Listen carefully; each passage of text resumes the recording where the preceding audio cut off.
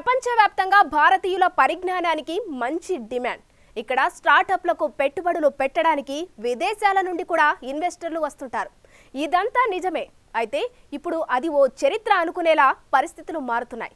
భారతదేశంలో దిగ్గజ స్టార్టప్లు అణగారిపోతున్న పరిస్థితి.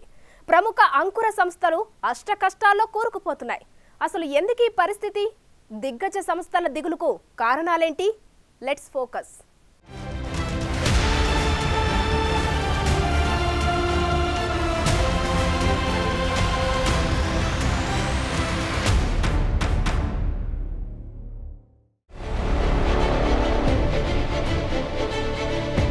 గత 15 ఏళ్ల కాలంలో ప్రపంచవ్యాప్తంగా స్టార్టప్ వేవ్ జోరు పెరిగింది.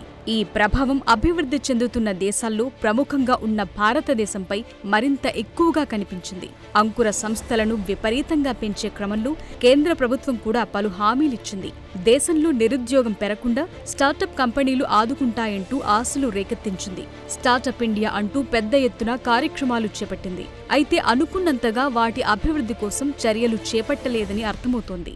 కేంద్ర ప్రభుత్వ ఆలోచన బూడిదలో పోసిన పన్నీరులా మారింది. స్టార్టప్ ఇండియా ప్రారంభం మంచిదే అయినా వాటి పోషణ, నిర్వహణలో మాత్రం అటు కేంద్ర ప్రభుత్వం, ఇటు స్టార్టప్ యజమానులు ఫెయిల్ అయినట్లు స్పష్టమవుతోంది. వేదికలపై కోసిన కోతలను చేతల్లో చూపించలేకపోయారని విమర్శలు వెల్లువెత్తుతున్నాయి. ప్రతిష్టాత్మకంగా చేపట్టిన ఇండియన్ స్టార్టప్ కంపెనీలకు కేంద్ర బడ్జెట్లు కూడా తీవ్ర నిరాశను మిగిల్చాయి. ఏదో ఒకట్రెండు కంటి తుడుపు చర్యలు తప్ప నిర్మాణాత్మకంగా స్టార్టప్ కంపెనీలకు మద్దతిచ్చే నిర్ణయాలు తీసుకోకపోవటం వల్లే ఈ పరిస్థితి వచ్చిందనే విమర్శలు వినిపిస్తున్నాయి.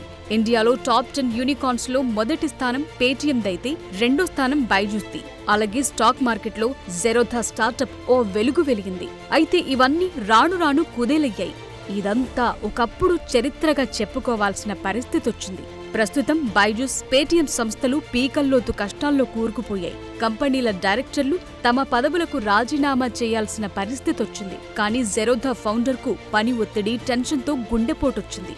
ఒకప్పుడు టాప్లో ఉన్న ఈ సంస్థలు ఇప్పుడు సమస్యలతో కొట్టుమిట్టాడుతున్నాయి.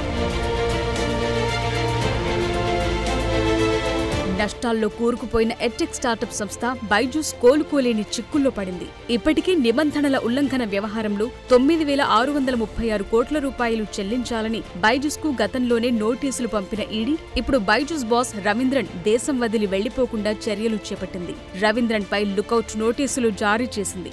ఆయన్ను అనుమతి లేకుండా దేశం వదిలి వెళ్లొద్దని కోరింది. బైజూస్ వ్యవస్థాపకుడైన 43 ఏళ్ల రవీంద్రన్ను దేశం విడిచి వెళ్లకుండా చూడాలని అన్ని విమానాశ్రయాలకు ఈడీ లుకౌట్ సర్క్యులర్ పంపింది. గతేడాది బైజూస్ తన విలువలను 90% కోల్పోయినట్టు తేలక అందులో పెట్టుబడిదారులు కూడా ఒక్కొక్కరుగా వలసపోయారు. అలాగే ఆడిటర్ అయిన డెలాయిట్ కూడా తప్పుకుంది. ఈ నేపథ్యంలో అమెరికాలో తనకు $1.2 బిలియన్ రుణమిచ్చిన రుణదాతలతో న్యాయ పోరాటం కూడా ఎదుర్కొంటోంది. బైజూస్ పై ఆ సంస్థ వ్యవస్థాపకుడు, సీఈఓ బైజూ రవీంద్రన్, ఆయన కుటుంబ పెత్తనానికి తెరపడింది. ఇటీవల జరిగిన కంపెనీ వాటాదారుల అసాధారణ సర్వసభ్య సమావేశంలో వారిని డైరెక్టర్ల బోర్డు నుంచి తొలగిస్తూ ఏకగ్రీవంగా తీర్మానం చేశారు ఇన్వెస్టర్లు.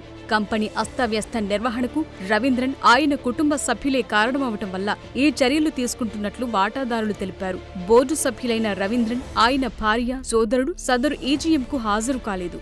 రవీంద్రన్, ఆయన కుటుంబ సభ్యుల తొలగింపుతో పాటు కొత్త బోర్డు ఏర్పాటు కోసం కూడా ఈజీఎం తీర్మానం చేసింది. వీటికి తోడు బైజూస్ కొనుగోలు చేసిన కంపెనీలపై ఫోరెన్సిక్ ఆడిట్ జరిపించాలని కూడా తీర్మానించింది. మొన్నటి వరకు వాటాదారుల ఆరోపణలను ఖండించిన రవీంద్రన్ ఇప్పుడు ఏమీ చేయలేని పరిస్థితి. బైజూస్ మాతృ సంస్థ థింక్ అండ్ లెర్న్ ఈక్విటీలో 32% పైగా వాటా ఉన్న 6 ప్రైవేట్ ఈక్విటీ సంస్థలు ఈ ఈజీఎంకు పిలుపునిచ్చాయి.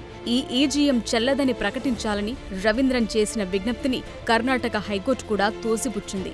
దీంతో వీరంతా ఈజీఎం నిర్వహించిన రవీంద్రన్, ఆయన భార్య, సోదరుడిని బోర్డు నుంచి తొలగిస్తున్నట్టు తీర్మానించారు. ఈ సమావేశం చేసే తీర్మానాలు గాని చెల్లవని రవీంద్రన్, ఆయన కుటుంబ సభ్యులు హెచ్చరించిన వాటాదారులు ఈజీఎం నిర్వహించి మరీ వారిని బోర్డు నుంచి తొలగించడం విశేషం. మరోవైపు కర్ణాటక హైకోర్టు మార్చి 13న ఈ కేసుపై విచారణ జరపనుంది. అప్పటి వరకు ఈ తీర్మానాల అమలు పక్కన పెట్టాలని హైకోర్టు కోరింది. దీంతో మార్చి 13న హైకోర్టు ఏ నిర్ణయం తీసుకుంటుందోనని సర్వత్రా ఆసక్తి వ్యక్తమవుతోంది.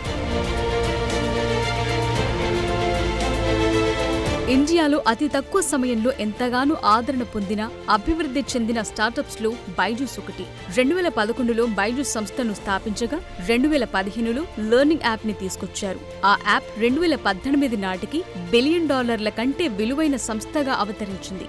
తరువాత కోవిడ్ సమయం బైజూస్ సంస్థకు బాగా ఉపయోగపడిందనే చెప్పాలి. ఎందుకంటే ఆ సమయంలో పిల్లలంతా ఆన్లైన్ క్లాసులకు మారటంతో బైజూస్ సంస్థ ఊహించిన దానికంటే ఎక్కువగా విస్తరించింది. అయితే అంతే వేగంగా పాతాళానికి పడిపోతుందని ఎవరూ ఊహించలేదు. 2020 కంటే 2021లో 17 రెట్లు ఎక్కువగా, అంటే 2.7 లక్షల కోట్ల నష్టాలొచ్చాయి. ప్రస్తుతం ఆ సంస్థ విలువ $5.1 బిలియన్ కంటే తక్కువగా పడిపోయింది.